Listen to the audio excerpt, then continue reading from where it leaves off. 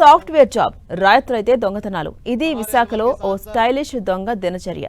అతడిపై రాష్ట్ర వ్యాప్తంగా 26 కేసులు ఉన్నట్లు తెలుసుకుని పోలీసులు కూడా షాక్ అయ్యారు. అరెస్ట్ చేసే వరకు అతడి దొంగతనాల గురించి ఇంట్లో కానీ బయట వాళ్ళకి కానీ తెలియకపోవడం విచిత్రం.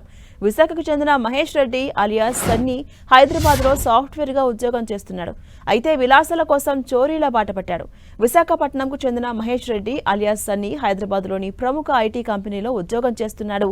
మహేష్ రెడ్డి సైడ్ బిజినెస్ గా చోరీలు కూడా చేసేవాడు. విలాసాలకు అలవాటు పడి దొంగతనాలు చేస్తున్న మహేష్ ముసుగు దొంగగా పోలీసులు పేరు పడ్డాడు.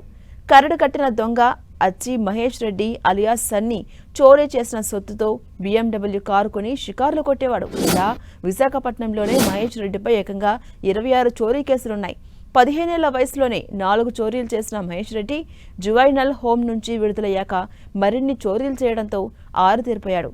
కాకినాడ, సర్పవరం, రామచంద్రాపురం, ఇంద్రాలపాలెం, రాజమండ్రి పోలీస్ స్టేషన్స్లో సుమారు 32 దొంగతనాల కేసులున్నాయంటే ఇతగాడి చరిత్ర ఎంత గట్టిదో అర్థం చేసుకోవచ్చు.